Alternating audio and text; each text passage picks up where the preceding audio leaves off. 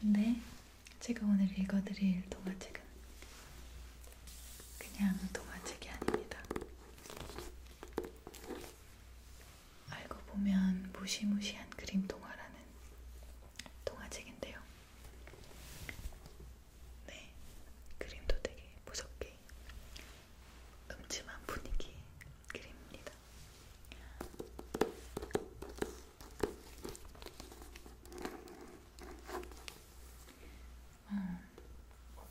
어렸을 때 잠이 안 오면 엄마나 아빠한테 제 책을 읽어달라고 하잖아요. 그 느낌을 살려서 한번 읽어드려 보도록 하겠습니다. 근데 이제 여러분들 중에 무서운 걸 별로 안 좋아하시는 분들이 있을 텐데 그냥 내용 듣지 마시고 좋은 잠에 빠지시길 바랄게요. 제가 무서운 얘기를 듣기 되게 좋아해서 무서운 영화도 많이 보고 그래요. 그래서 예전에 산 책이거든요.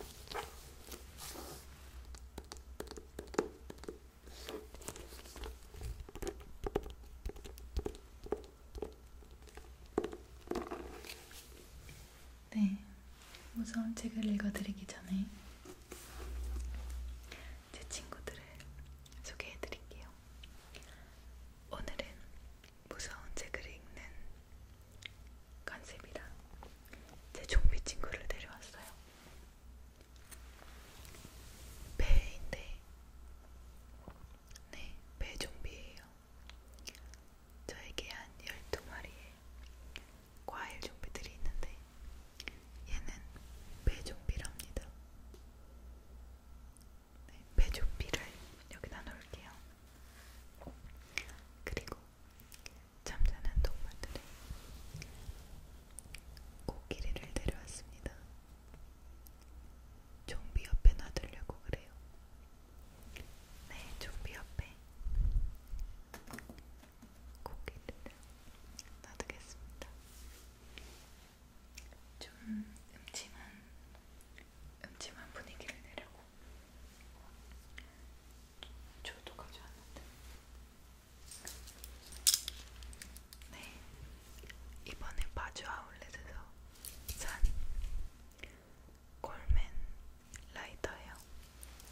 토치 같은 건데 조끼려고 샀어요. 단번에 켜집니다.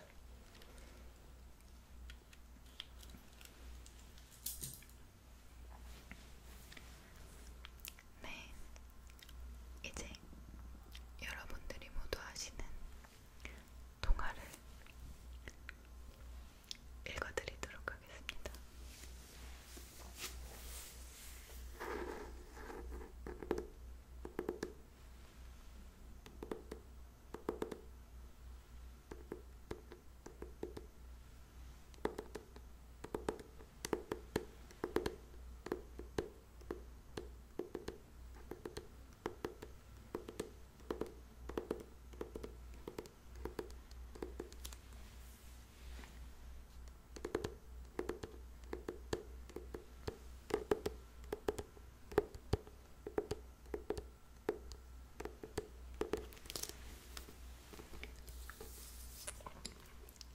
네,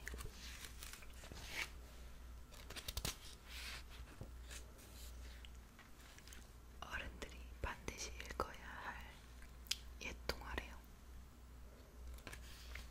안경을 쓰지 않고 읽는 그런 책이라고 합니다. 아이들은 모르는 어른들만 아는 책이지요.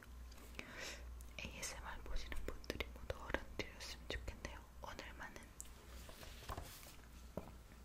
네, 동화에 숨겨져 있는 또 하나의 얼굴을 찾아서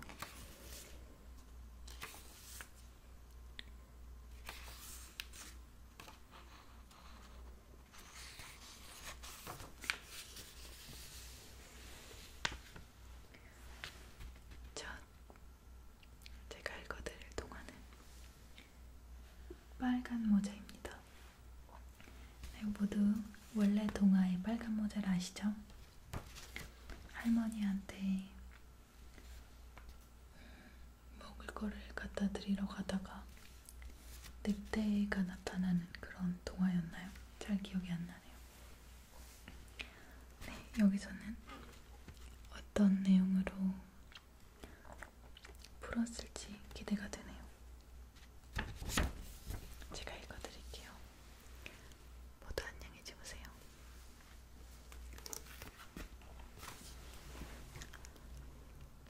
이 남자야. 빨간 모자는 마음속으로 중얼거렸다. 엄마를 속여서 나를 낳게 하고 엄마와 나를 버린 남자, 바로 이 남자야. 그렇게 생각하자 새삼 증오가 끌어올랐다. 이 남자 때문에 지금까지 얼마나 많은 고통을 받아야 했던가.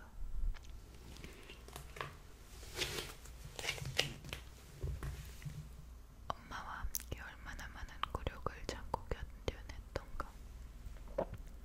억울하고 분해서 정신이 아득해질 정도였지만 간신히 감정을 눌러 참았다. 그래, 이제부터 시작되는 거야. 가혹한 복수가. 그동안 절대로 감정에 휘말려서는 안 된다.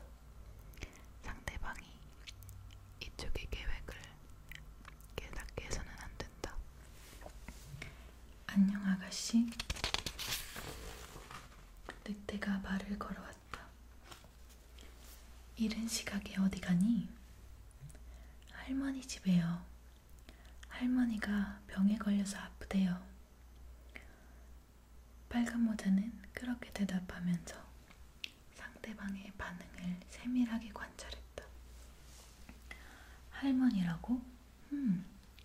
그럼 그 바구니 안에 들어있는 것은 뭐니? 과자와 포도주예요. 어제 엄마가 구운 비스킷이요. 할머니가 좋아하시거든요. 오, 할머니 집이 어딘데? 숲속에 있어요. 여기서 걸어서 15분 정도 걸릴걸요. 곧장 가면 커다란 밤나무가 세 그루 있는데 그 아래에 호두나무 울타리가 있어요. 그곳이 할머니 집이에요. 마치 소년처럼 덜 성숙한 몸매와 빨간 모자 아래로 들여다보이는 귀여운 얼굴이 어딘가 균형을 이루지 않는 것처럼 보이면서도 묘한 매력을 발산했다. 늑대는 즉시 빨간 모자를 습격할까 생각했지만 근처에서 일하고 있는 나무꾼에게 들킬지도 모른다는 생각에 마음을 가다듬었다. 내가 좋은 걸 가르쳐 줄까? 할머니 집으로 편하게 갈 수 있는 지름길이 있단다. 기지를 발휘한 늑대는 우선 할머니를 처치한 다음에 빨간 모자가 오기를 기다렸다가 조용히 해치우기로 결심했다. 그래요. 그럼 가르쳐 주세요. 어느 쪽이에요? 빨간 모자는 즉시 늑대의 말에 호감을 보였다. 그리고 늑대가 빨간 모자에게 가르쳐준 길은 적어도 1km는 더 돌아가야 하는 먼 길이었다. 하지만 그런 사실을 모르는 빨간 모자가 고맙다고 인사를 하고 걸음을 옮기는 모습을 확인한 늑대는 입가에 미소를 짓고 지름길을 달려가기 시작했다. 늑대가 멀리 사라진 뒤에 빨간 모자가 신호를 보내자 나무 그늘에서 남자 한 명이 모습을 드러냈다.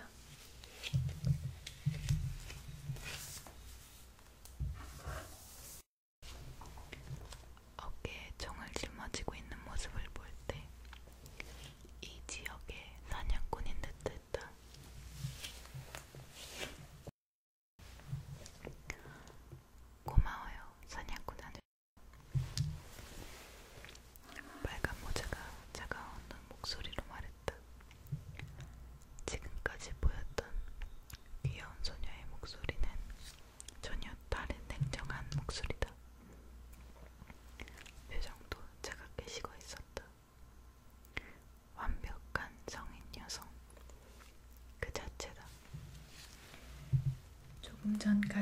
귀여운 소녀는 대체 어디로 사라진 것일까?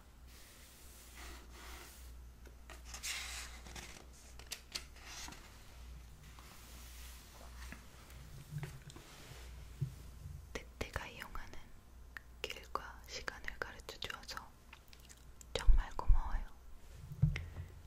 덕분에 우연히 만난 것처럼 자연스럽게 만날 수 있었어요.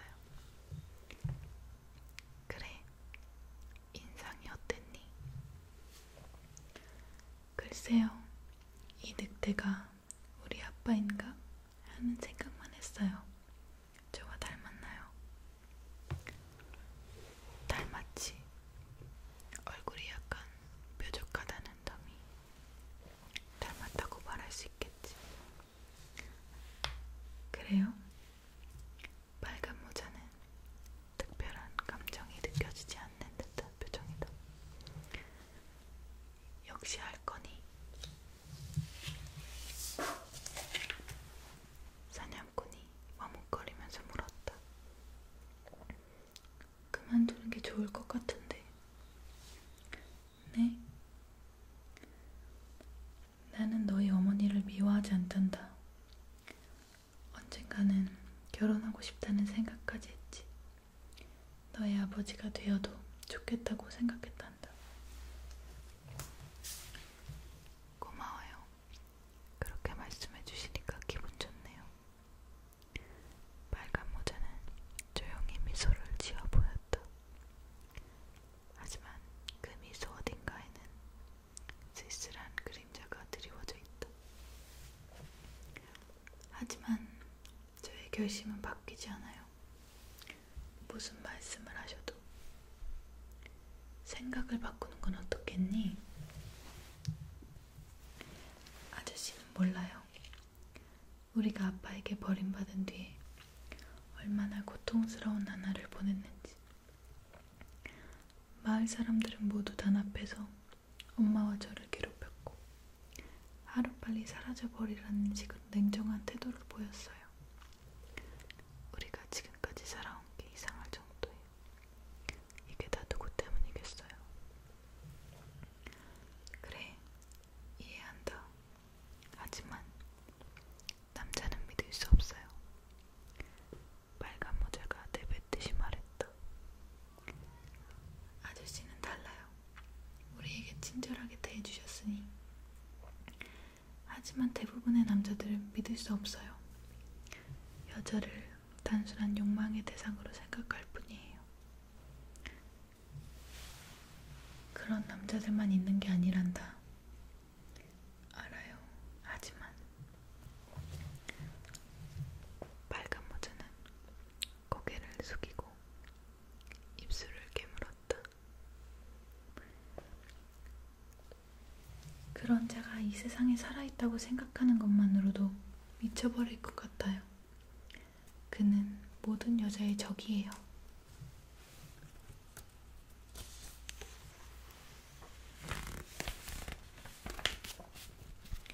그래, 네 마음대로 해라.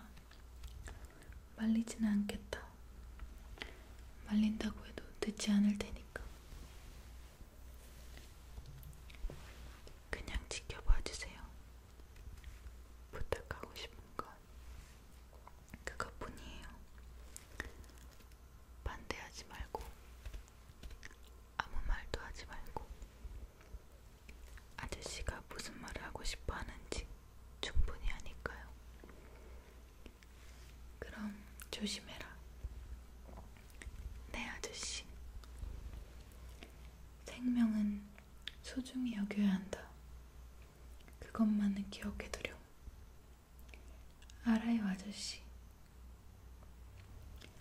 어린 시절 빨간 모자가 엄마에게 아빠가 누구냐고 물어보면 엄마는 이마살을 찌푸렸다.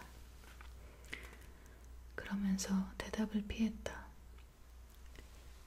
근처에 살고 있는 사람들의 소문에 의하면 엄마는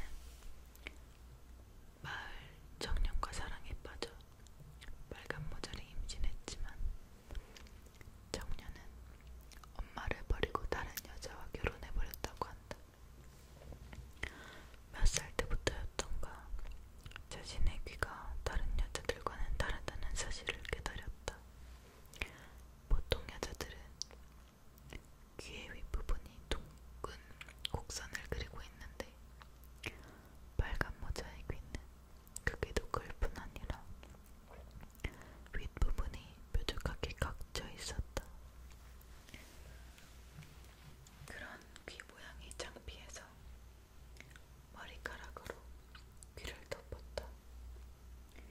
하지만 아무리 머리카락으로 열심히 덮어도 귀는 즉시 머리카락 사이로 모습을 드러냈다. 내 귀는 왜 이렇게 생겼을까? 언제부터인가 거울을 바라보면서 자신의 귀와 싸움을 벌이는 것이 빨간 모자의 일과가 되었다.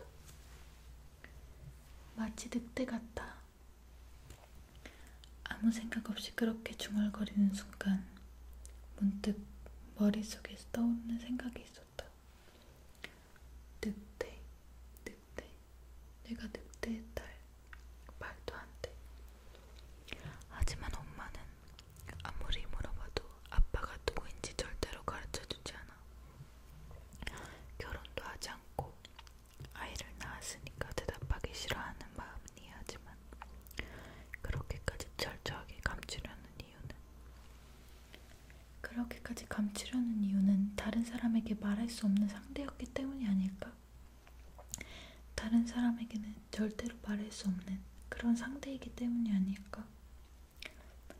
빨간 모자는 어떻게든 사실을 알고 싶어서 이 지역의 정보통으로 알려져 있는 전부터 잘 알고 지내는 사냥꾼에게 엄마에 대해 물어보았다. 너희 엄마는 정말 순진했단다.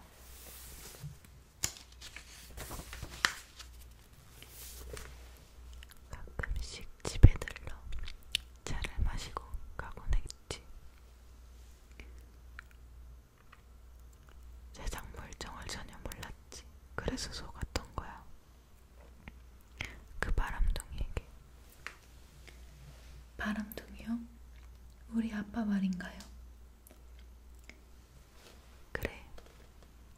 유명한 바람둥이의 명반도 나빴지.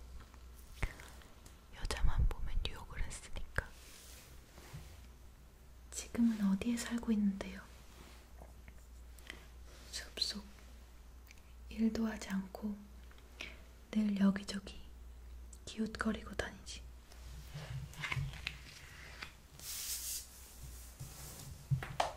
왜? 만나보고 싶니?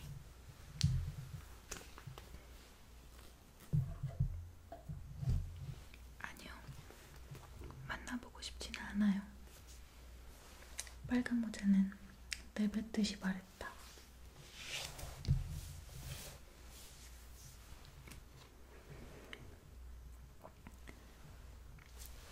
엄마가 잃어버린 청춘을 찾을 수 있는 것도 아니잖아요. 제가 잃어버린 어린 시절을 되찾을 수 있는 것도 아니고요. 엄마가 임신했다는 사실을 알리자 늑대는 그 즉시 엄마를 버리고 도망쳤다. 엄마는 한때 슬픔의 나락에 빠져 죽음까지 생각했지만 할머니가 옆에서 위로해준 덕분에 마침내 아이를 낳았다. 할머니는 아버지가 없는 아이를 낳은 엄마를 최선을 다해 따뜻하게 대해주었지만 주위 사람들은 그들을 차가운 시선으로 바라보았다. 할머니와 엄마는 따돌림을 당했고 교회나 마을의 모임에 참가할 때마다 비난과 손가락질을 받았다. 그리고 마을 아이들의 괴롭힘도 참을 수 없을 정도로 심했다. 빨간 모자는 어린 시절부터 그런 경험을 했다. 길을 지나가면 몇 명의 소년이 나무 그늘에 숨어 있다가 갑자기 우르르 몰려나와 이렇게 고함을 지른다. 야, 애비 없는 자식, 애비 없는 자식. 너희 엄마는 음란한 여자야. 근본도 모르는 남자아이를 낳다니. 우리 엄마가 그렇게 품행에 틀어진 여자는 빨리 이 마을에서 쫓아내야 한다고 말했어. 무슨 말이야? 우리 엄마가 너희들에게 무슨 나쁜 짓을 했다는 거야? 빨간 모자도 그렇게 소리치면서 상대방에게 달려든다. 그러나 상대는 힘이 센 남자아이들이다. 빨간 모자는 소년들에게 몰매를 맞고 쓰러진다. 옷은 여기저기 찢어지고 몸은 상처투성이가 되어 눈물을 훔치면서 집으로 돌아오면 엄마는 처음에는 깜짝 놀랐다는 표정을 짓다가 다음 순간 얼굴 가득 슬픔이 반지며 입술을 깨물고 빨간 모자의 상처를 닦아주고 약초를 발라주었다.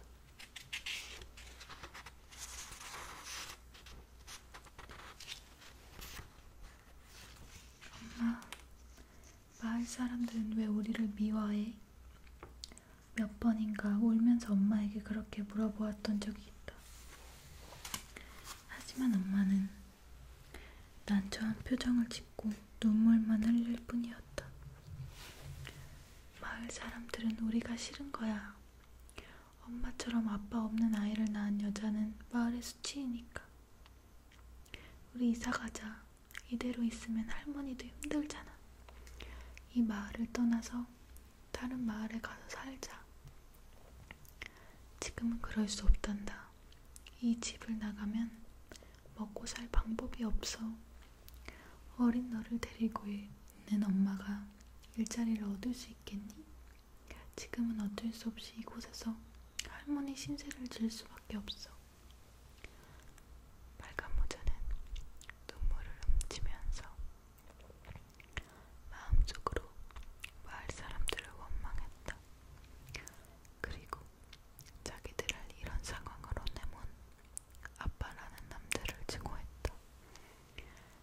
빨간 모자의 마음속에서 남자는 여자를 욕망의 대상으로 생각해 농락하고 그 인생을 망치는 침략자의 이미지로 그려져 갔다. 나이가 든 뒤에도 다른 여자들처럼 남자라는 존재에 대해 호기심은 느끼지 않았다. 차라리 냉정하게 생각하고 차갑게 대했다. 그러나 마음은 노파처럼 메말라 있어도 육체는 확실하게 성숙되어 주위의 소년들을 유혹할 나이로 접어든 처녀의 매력을 물씬 발산하게 된다. 할머니는 아빠 없는 아이인 그녀를 불쌍하게 생각하여 수수한 붉은 천을 구해 모자를 만들어 주었다. 그것은 소녀의 귀여운 얼굴에 잘 어울렸고 이윽고 빨간 모자라는 별명이 붙여졌다. 나이가 들수록 멋을 내고 싶은 마음도 조금씩 싹트기 시작했다. 하지만 루즈나 분가루를 구입할 돈은 없었기 때문에 길가에 피어있는 잇꽃을 따서 그것을 손가락으로 짓눌러 입술에 발랐다. 그렇게 하면 입술이 마치 루즈를 바른 것처럼 부드러운 핑크로 물든다. 붉은색 두건을 쓰고 입술에 자연 루즈를 바른 빨간 모자는 귀엽고 사랑스러운 얼굴과 잘 어울려 나이든 처녀의 특유의 요염함이 있었다. 그런 빨간 모자에게 말을 걸어오는 소년들도 당연히 많았다.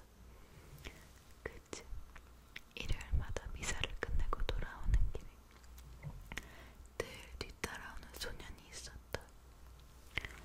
미사를 보는 동안에도 항상 빨간 모자의 옆자리에 앉는 소년이다. 그는 미사가 끝나 교회를 나오면 사람들을 헤집고 빨간 모자에게 다가와 자연스럽게 말을 건넨다.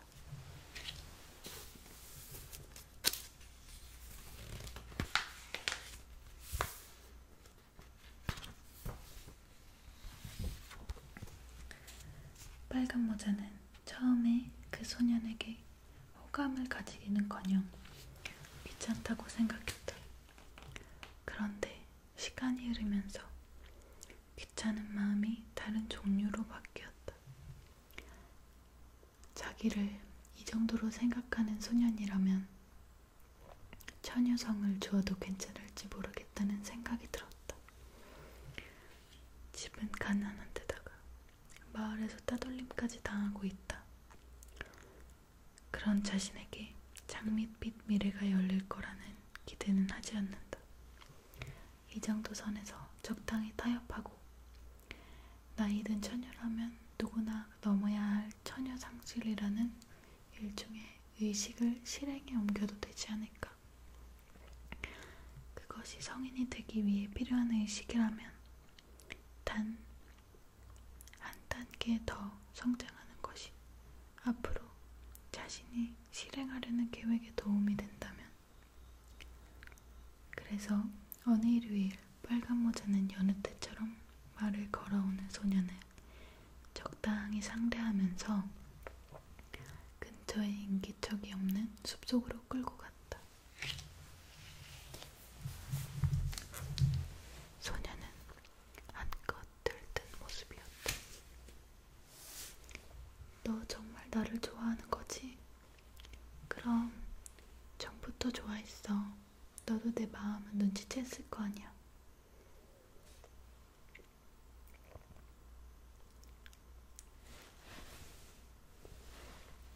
네, 어느 부분은 생략하겠습니다. 첫 경험은 어이없이 끝났다. 소년이 떠난 뒤 빨간 모자는 풀숲에서 상반신을 일으키고 녹색의 풀잎 위에 묻어있는 피를 마치 다른 사람의 것으로 보는 듯한 눈길로 바라보았다. 그래, 이것으로 난 이제 어른이 된 거야. 더 이상 무서울 것이 없다는 느낌이 들었다. 엄마의 전철을 밟지 않고도 임신에 대한 주의도 게을리하지 않았다. 자기처럼 아빠 없는 아이를 절대로 만들고 싶지 않았다. 점점 내용이 좀 무서워지기 시작해요. 역시 어른들이 보는 동화라서 그런지 좀 수위 높은 그런 내용들이 있네요. 늑대에 대한 복수를 결심한 빨간 모자는 착실하게 계획에 추진했다. 우선 늑대의 생략이 된 여자들을 만나 그 이야기를 듣는 것부터 시작했다. 매우 어려운 일이 될 거라고 생각했지만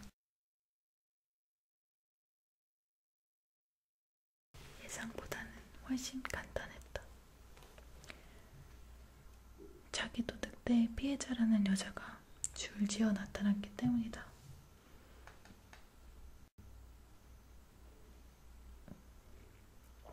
나는 처녀였단다.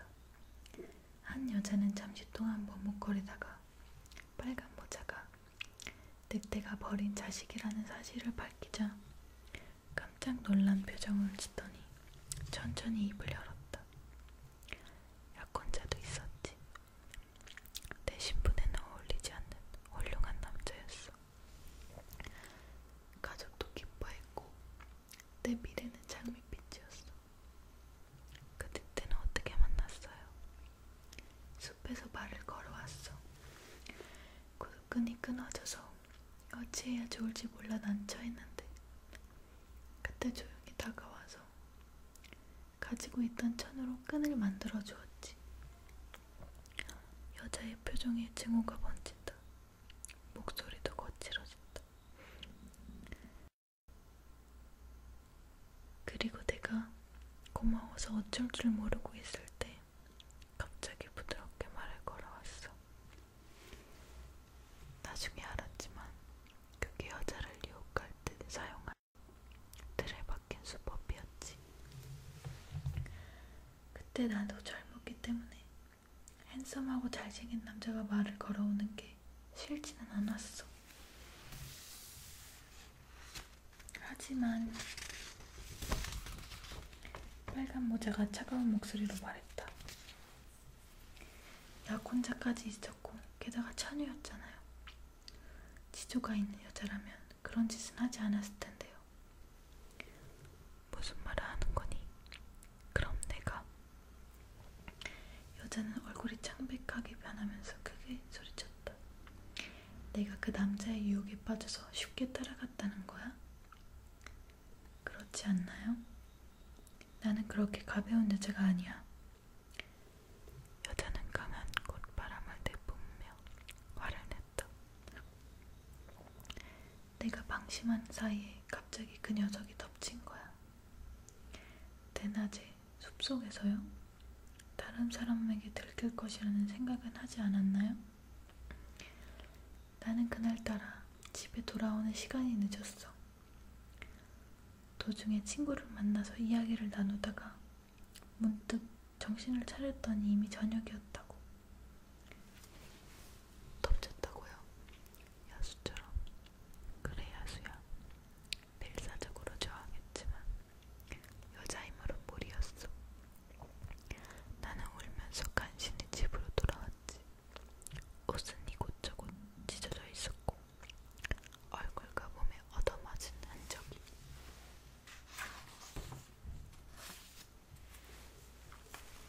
있는 나를 보고 집에서는 난리가 났어.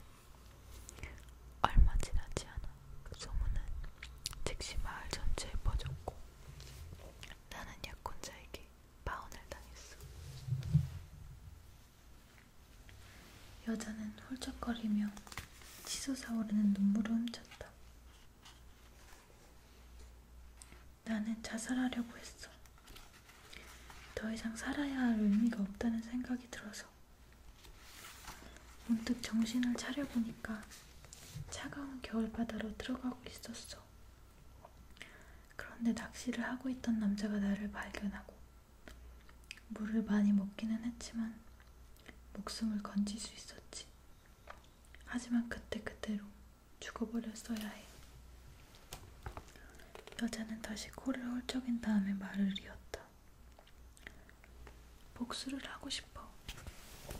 내 인생을 엉망으로 만들어버린 그 녀석에게 어떻게든 복수를 하고 싶어. 정말 그렇게 생각해요. 당연하지. 그럼 빨간 모자는 여자의 귀에 입을 대고 무엇인가 조용히 속삭였다. 정말이야? 여자의 눈이 크게 떠졌다. 너 정말 무서운 생각을 하고 있구나. 다른 사람에게는 절대로 말하면 안 돼요. 그래 알았어. 하지만 협력할 것인지 아닌지 그것만 말해줘요. 당연히 협력해야지. 협력할게. 정말이지요. 빨간 모자는 다짐을 받았다. 만약 마음이 바뀌면 지금 내가 한 말은 잊어요. 그리고 다른 사람에게 이 말을 하면 그 나름대로 보복을 각오해야 될 거예요. 나는 이미 목숨 따위는 버린 사람이니까. 또 한 명의 여자는 입을 열자마자 이렇게 말했다. 선물에 속아 넘어간 거야. 선물이요? 빨간 모자는 이맛살을 찌푸리면서 대답을 기다렸다. 그는 여자의 약점을 잘 알고 있었어.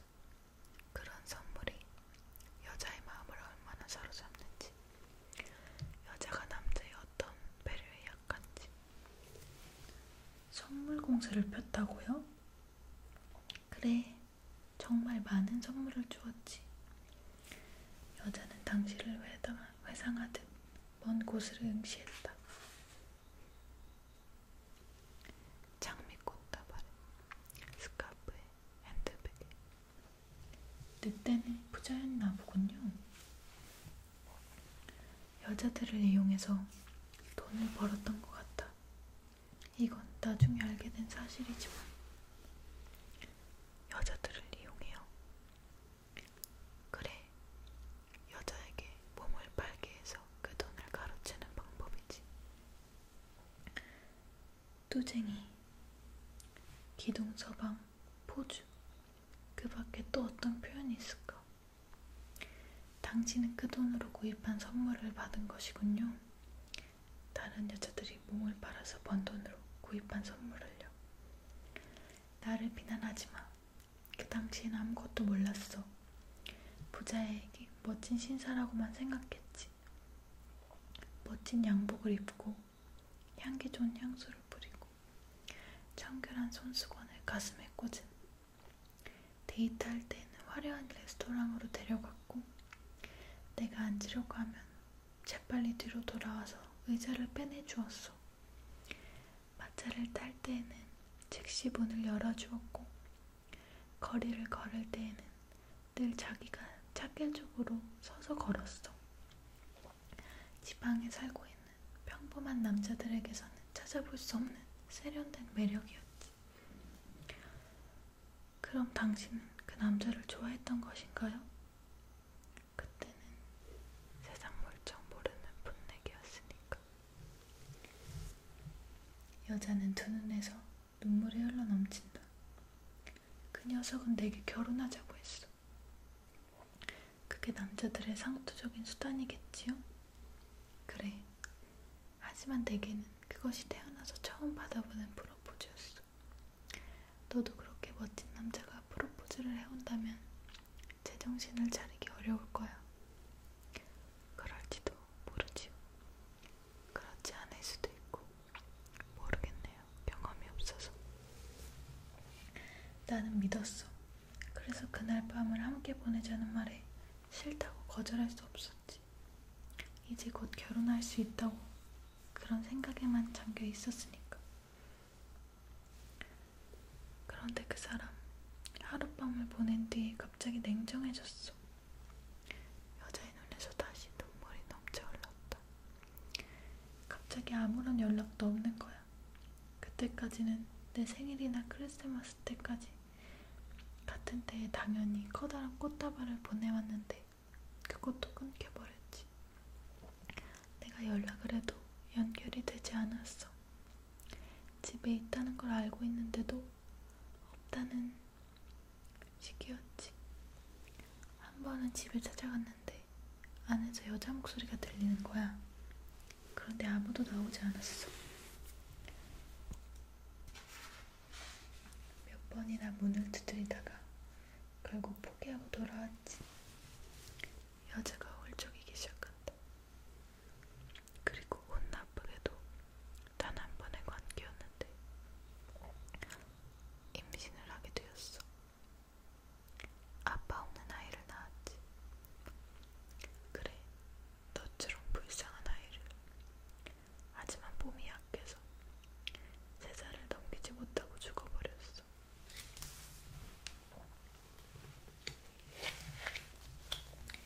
그때는 복수해야겠다는 생각이 들지 않았나요? 당연히 그런 생각을 했지. 여자가 갑자기 자리에서 일어났다. 하지만 내가 뭘 어떻게 하겠니? 사실 이런 사실이 세상에 알려지면 마을 사람들의 비난을 받는 대상은 그 남자가 아니라 내 쪽인데, 남자는 아무리 나쁜 행동을 하고 아무리 여자를 농락해도 그건 남자의 전성이라고 주장하면 끝이야. 하지만 여자는 그런 남자의 전성이라고. 하지만 여자는 그건 사실이 알려지면 즉시 물란하다는 손가락질을 받을 뿐 아니라 있지도 않은 소문까지 퍼져서 시집도 갈 수 없어. 아무 일 없었던 것처럼 숨길 수밖에. 내가 할 수 있는 일이 또 뭐가 있겠니?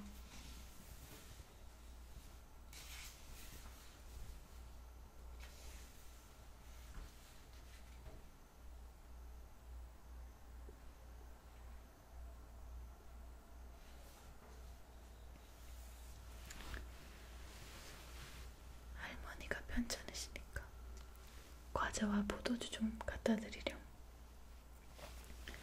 어느 날 엄마가 그렇게 말했을 때 빨간 모자는 지금이 기회라고 생각했다. 숲속으로 들어가 볼 기회는 거의 없다. 그러나 그런 볼 일이라면 정정당당하게 숲속으로 들어갈 수 있다. 도중에 다른 곳에 들르지 말고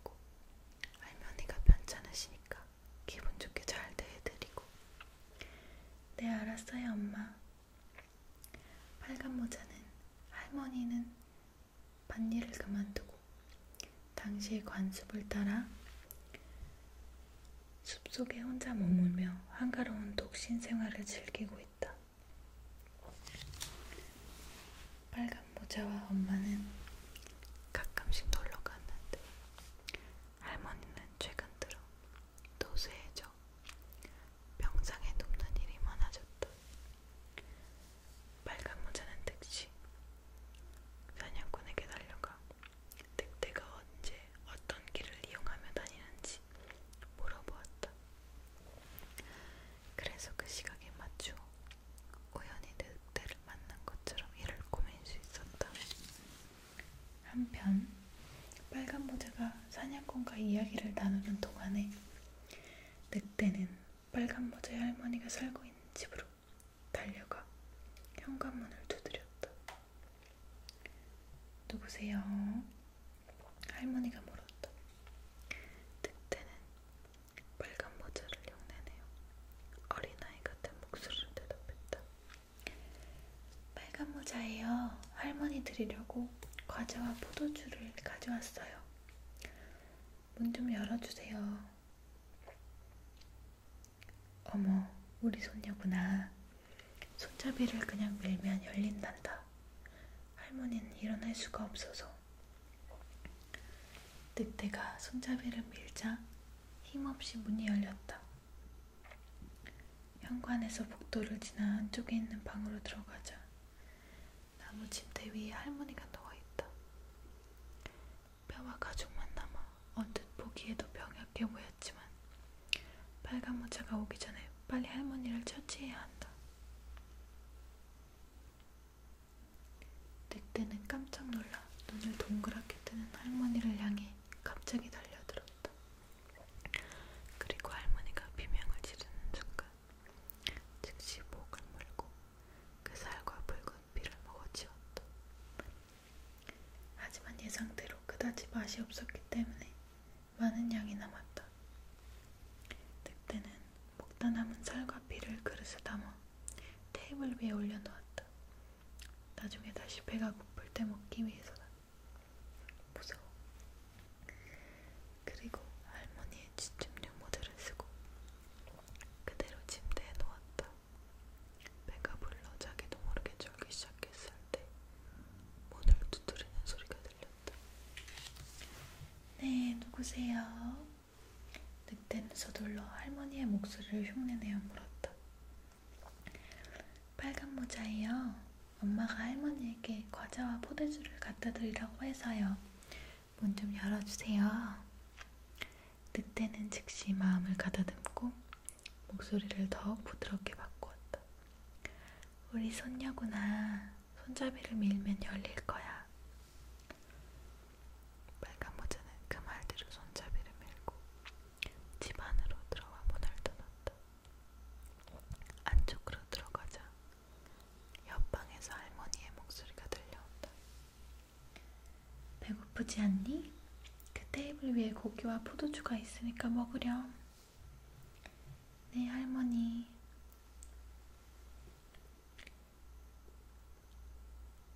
빨간 모자는 그렇게 대답하고 테이블에 앉았다. 테이블 위에는 싱싱한 생고기와 붉은 포도주가 놓여 있었다. 빨간 모자는 생고기를 칼로 잘라 입으로 가져갔다. 그 고기는 방금 전에 잡은 것인 듯 피가 섞여 있어서 비린내가 심했지만 빨간 모자는 꼭 참고 그것을 삼켰다.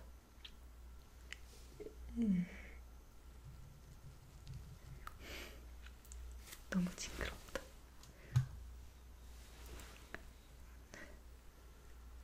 식사를 마친 빨간 모자는 천천히 할머니가 누워있는 침대로 다가갔다.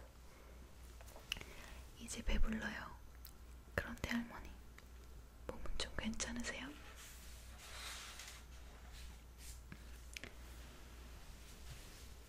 그렇게 말하면서 빨간 모자는 이불을 뒤집어 쓰고 있는 할머니의 얼굴을 들여다보았다. 이미 방 안은 어슴푸레하게 어두웠지만 그것이 늑대라는 사실을 즉시 알 수 있었다.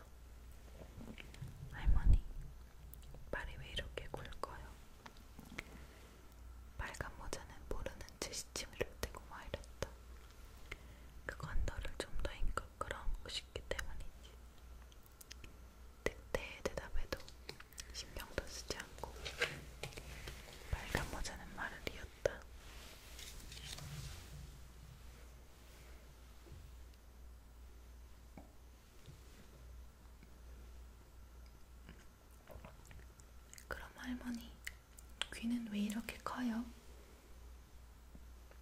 그건 네가 하는 말을 잘 알아듣기 위해서야.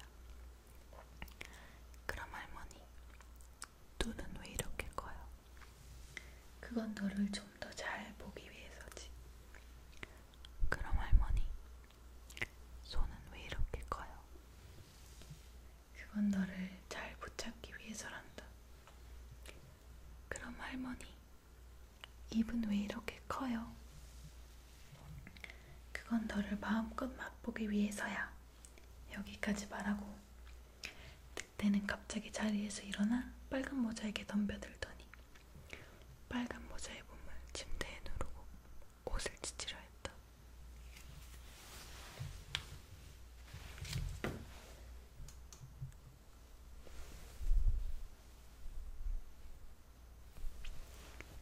그때 빨간 모자가 차분하게 가라앉은 목소리로 이렇게 말했다. 잠깐만요, 늑대 아저씨. 무슨 일이든 일에는 순서가 있는 거예요. 그 목소리는 남자에게 습격을 당하고 겁을 집어먹은 처녀의 목소리가 분명히 아니다.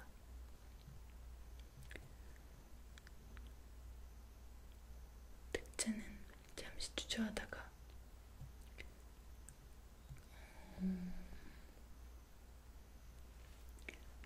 빨간 모자를 덮치려는 순간 목덜미에 닿은 감각을 느끼고 섬뜩한 기분에 고개를 돌렸다. 이 나쁜 늑대야, 손들어. 이럴 수가. 등 뒤에는 그가 누구보다 무서워하는 숲속의 사냥꾼이 총구를 들이대고 있었다. 늑대는 새파랗게 질린 표정으로 두 손 들었다. 그동안 빨간 모자는 침착한 모습으로 침대에서 일어나 재빨리 으트러진 옷 매무새를 정돈했다. 고마워요, 사냥꾼 아저씨. 빨리 이 늑대를 처치하세요.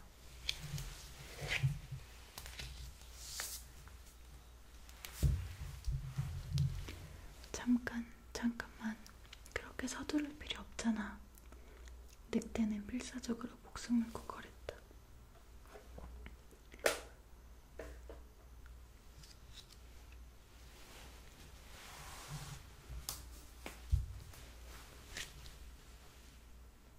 잠깐, 미안하다. 내가 잘못했어. 두 번 다시 이런 짓은 하지 않을 테니까 한 번만 용서해줘. 할머니는 어디에 있지? 대답해. 할머니? 그건... 늑대는 대답을 하지 못하고 말을 얼버무렸다. 몸이 편찮으신 할머니가 멀리 가셨을 리는 없어. 전에 내가 문병을 왔을 때는 침대 위에서 들어오라고 말씀하시는 것도 힘들어했어. 그래, 이제 알겠다. 네가 잡아먹었지. 몰라. 그걸 내가 어떻게 알아. 그래, 늘 그런 식으로 거짓말만 해왔을 테지. 빨간 모자는 사냥꾼의 총구에 겁을 집어먹고 바닥에 엎드려 부들부들 떨고 있는 늑대를 긁어보면서 냉혹하게 말을 잃었다. 너는 그런 식으로 엄마를 농락하고 냉정하게 버렸어. 그때 엄마가 잡아먹히지 않은 게 다행스러운 일이지만 아니, 오히려 잡아먹히는 쪽이 더 나았을지도 모르지. 그렇게 했다면 내가 이 세상에 태어나진 않았을 테니까. 무슨 말을 하고 있는 거냐? 늑대는 너무 겁을 먹어서 제정신이 아니었다.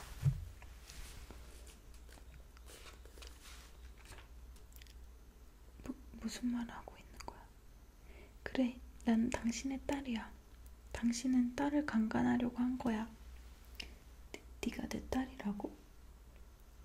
우리 엄마를 기억해? 모른다고 말하진 않겠지. 이 숲 너머에 있는 마을에 사는 땡땡이라는 여자야. 몰라, 그런 여자는. 늑대가 거짓말을 하는 것 같진 않았다. 엄마의 이름도 기억하지 못한다고? 그래, 엄마는 그런 남자의 아이를 낳은 거야. 자기 이름조차 기억해주지 않은 남자. 아니 혹시 처음부터 엄마의 이름을 몰랐던 거 아니야? 빨간 모자에 빈정대는 말투에 늑대의 얼굴이 울그락불그락 변했다. 그러고 보니 젊은 시절에 정말 방탕한 생활을 했다. 수많은 여자들을 울렸는데 그 중에 빨간 모자에 어머니도 포함되었을지 모른다.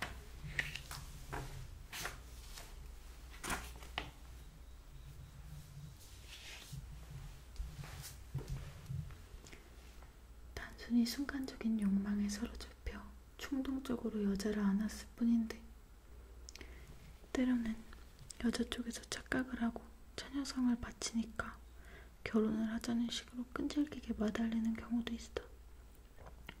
그때마다 상대를 비웃으면서 적당히 달랜 뒤에 도망쳐버렸다. 그런 식으로 늑대가 힘의 작은 동물을 희롱하듯 여자의 마음을 농락해왔다. 자기 때문에 몇 명의 여자가 몸을 망쳤을까? 자기 때문에 몇 명의 여자가 미래를 잃었을까? 하지만 늑대는 그런 문제를 깊이 생각해 본 적이 없다. 그저 되는 대로 살아왔을 뿐이다.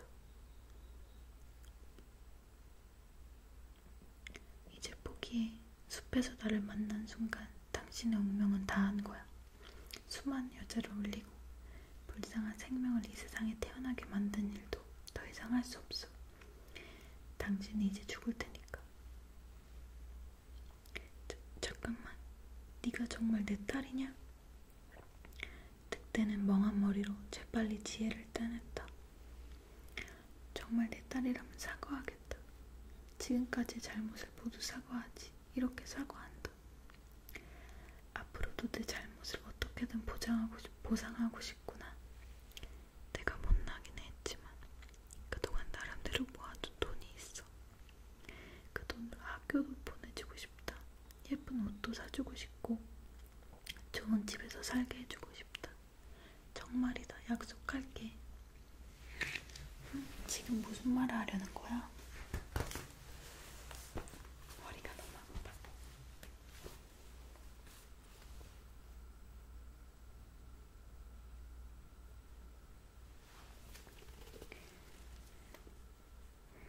우와, 살려줘.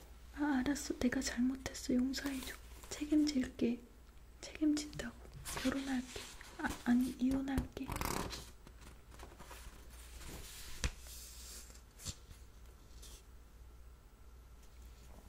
죄송해요. 한 페이지 더 갔네. 빨간 모자는 코웃음을 쳤다. 그건 엄마가 임신했을 때 해야 할 말이었어. 이미 늦었어. 그때 불쌍한 엄마에게 그런 말을 했었다면 지금 이렇게 죽을 위기에 놓이진 않았을 거야. 빨간 모자는 천천히 고개를 저으며 말을 이었다. 내가 돈 따위에 넘어갈 거라고 생각해? 당신에게는 단 한 푼의 도움도 받고 싶지 않아. 엄마도 그런 돈은 거절할 거야. 엄마와 내가 당신에게 버림받은 뒤에 얼마나 고통스러운 나날을 보냈는지 알아? 당신은 상상도 못할걸? 당신에게 하룻방의 욕망이었을지 모르지만 당신에게 당한 여자의 입장에서는 평생 씻을 수 없는 상처야. 그때 받은 상처가 평생을 따라다니니까. 거기까지 말하고 빨간 모자는 창밖을 향해 이렇게 소리쳤다. 여러분, 이제 나와도 돼요. 그러자 신호를 기다리고 있었다는 듯 마당 여기저기에서 여자들이 달려나와. 젊은 여자, 중년의 여자, 이미 한창 때가 지난 여자, 미인도 있고 추녀도 있다. 스타일이 좋은 여자도 있고 그렇지 않은 여자도 있다. 그야말로 종류가 다양하다. 깜짝 놀란 사냥꾼이 그들을 보고 소리쳤다. 대체 당신들은 누구요? 당신은 가만히 있어요. 우리는 이 늑대에게 원한이 있는 사람들이에요.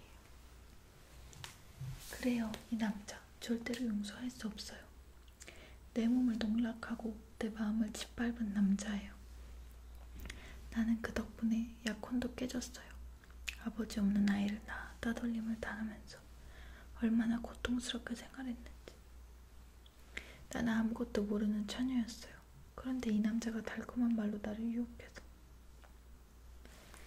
여자들의 공격에 늑대는 더 이상 어떻게 해야 좋을지 몰랐다.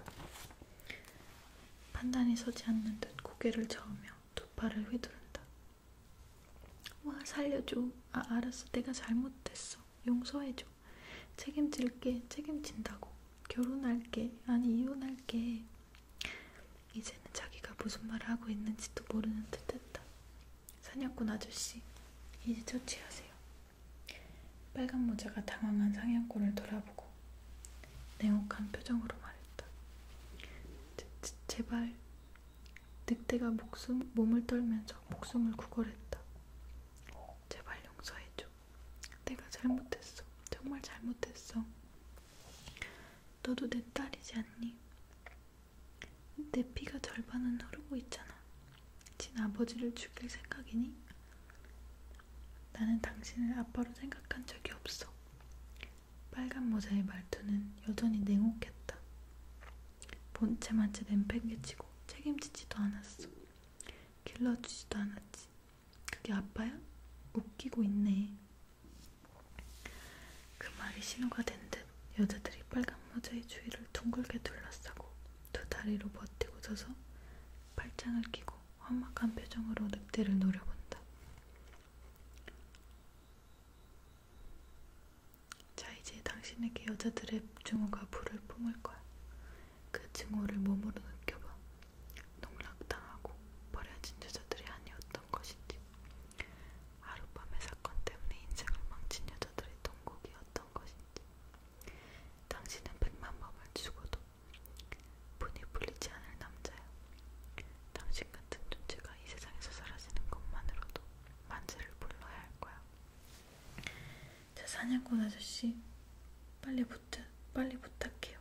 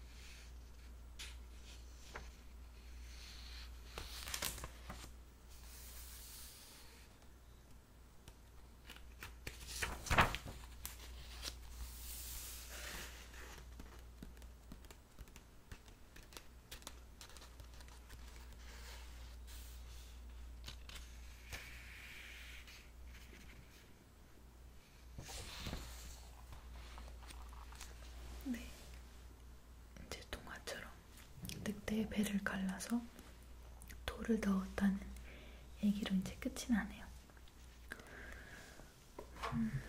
빨간 모자라는 이 내용이 원래 늑대가 잡아먹는 내용이긴 하잖아요.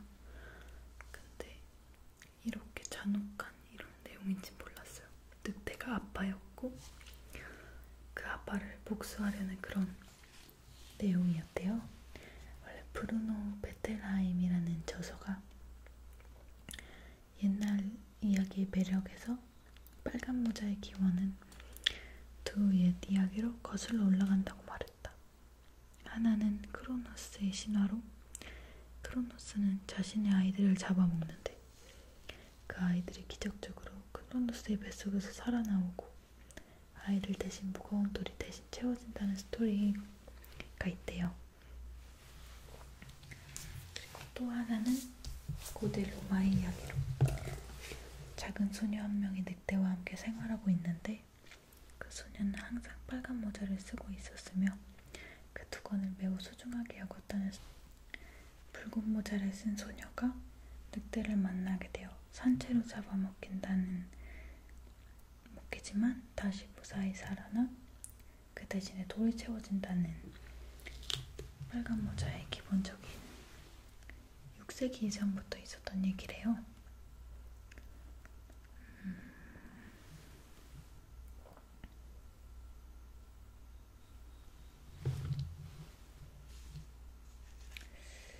그런 거였구나. 너무 무섭네요. 여자들이 승리하는 이야기. 여기 막 설명도 있어요. 근데 설명까지 읽어드리면 너무 길어질 것 같고 너무 암울한 내용이었어요. 이럴지 몰랐는데 자기 전에 이렇게 무서운 얘기를 읽어드려서 나쁜 꿈 꾸지 않나 싶네요. 너무 죄송하네요. 근데 읽다 보니 알았는데 또 멈출 순 없잖아요. 엔딩이 궁금하니까. 그래서 여러분들을 위해 다 읽긴 했어요. 그래서 내용을 깊게 생각하지 마시고 어차피 동화니까 전래동화. 저는 그냥 여러분들이 더 편안한 마음으로 잠에 들었으면 하는 마음에 읽어드린 거고요. 괜히 이것 때문에 나쁜 꿈 꾸지 않으셨으면 좋겠네요. 여러분들 오늘도 제 영상 봐주셔서 너무너무 감사드려요. 제가 허리가 좀 안 좋아서 중간에 막 많이 움직이고 그랬는데 그런 것도 다 너무 죄송하고 다음에는 훨씬 더 좋은 내용과 활기찬 내용과 힐링되는 내용으로 오도록 하겠습니다. 여러분들 모두 오늘도 안녕히 주무세요.